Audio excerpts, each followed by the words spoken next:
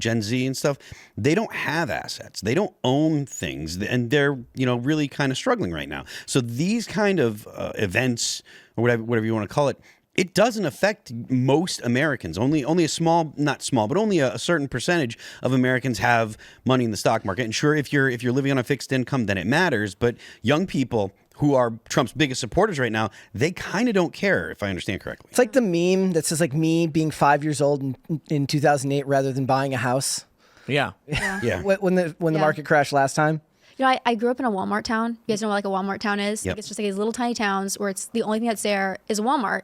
And you kind of like learn about like the economics of that. And you think you're buying into your community, but that money just goes straight up to these multinational corporations. All the products are made in China. Yep. We know instinctively, young people, that the system's broken. So if there's going to be a little bit of heartache now, and there's going to be a long-term payoff, I just think it's a no-brainer for somebody who's under 30. Yeah, I feel like all of these young, like these millennial liberals who are on X right now screaming the market, Trump's ruining everything. I'm like, you guys don't have portfolios. Shut up.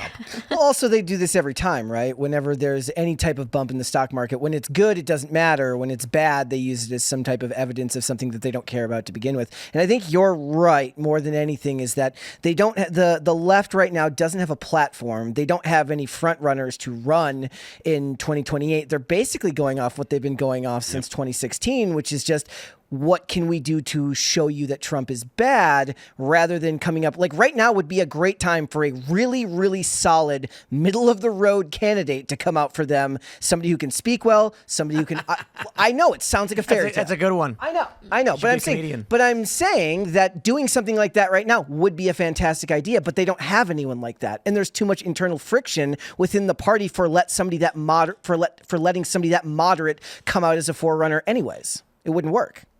Yeah. I've seen a lot of personalities that it's interesting. There's financial pro-Trump personalities losing their minds. Mm-hmm. So there were a lot of these like Finn bros who were not pro-Trump until like a couple of years ago. Now they're all on board with Trump and they're screaming like my portfolio, Trump, what have you done? And I'm just laughing. I'm like, yeah, well, dude, come on. But like the reality is a lot of these guys are buying right now. They know that it's going to go down. It's going to go back up, especially if Trump is using this as a negotiating tactic or whatever he's doing. It's going to return. And then, but I'm seeing a lot of like these diehard Trump people who are saying things like, who cares about 401k? I don't care about this. And I'm like, the only critique I have is that when people were claiming that when Trump got in, it was going to be to the moon, and are now claiming it doesn't matter at all. Yeah. I'm like, you don't sound honest. People, you're like, this is bad for trying to win more people over. Yeah. I have no problem saying to a regular American who's going like, hey, I got a retirement account. And I'm saying like, well, yeah, this is not good. The market should not dip like this. We wiped a year off of the Dow Jones. So I know a lot of people are upset, especially people who bought in 6 months ago. They're losing. And so what you want to say is, here's what we're hoping is going to happen. I'm skeptical on the global blanket tariffs, but I lean towards being in favor of tariffs in general. So I'm willing to see where this goes, and I'm also an adult who can recognize that if Trump makes mistakes, we're going to own up to that because that's the reality of it. The people that are rightly upset are the people that are on fixed incomes, older people that rely on the stock market for their monthly. Pay their bills and stuff like that. And those people disproportionately are the massive voting bloc, because older people are the ones that are reliable voters. So this really could, if it doesn't get straightened out before, if we do go into a recession that drags into next year or longer, this could really have a bad effect on the midterms. And that means that Trump is likely to have to fight with more impeachment stuff. Yeah. Because that's something that the Democrats are definitely going to do.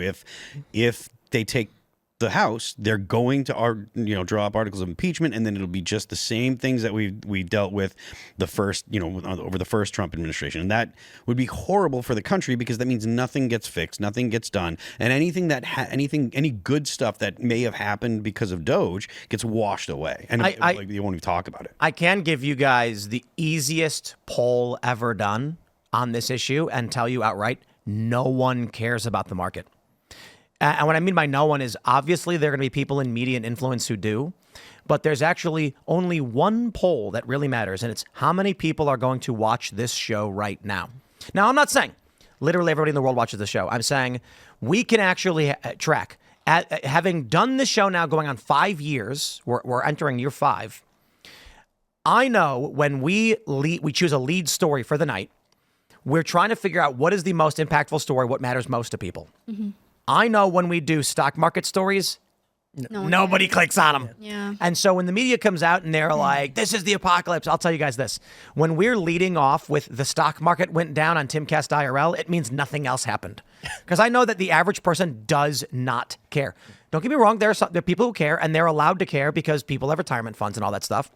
But I'm telling you, if Donald Trump drove a Tesla around a racetrack today, that would get way more views from the average person, way more of concern to them than whether or not the stock market moved. I understand it's going to have effect on pensions, but the average person's not going to see that. Yeah. And so, especially now, as Millennials and Gen Z are becoming the dominant force as the audience in media, because older folks are moving on, they're watching less, they're getting pharmaceutical ads on Fox News instead. Yeah. We are going to be able to see how much this stuff really matters to them. And I got to be honest, Trump probably knows this move isn't going to matter as much because he's targeting the younger generation. Thanks for checking out this clip from Timcast IRL. Make sure to watch the show live Monday through Friday at 8 p.m. Subscribe to this channel, and we will see you all there.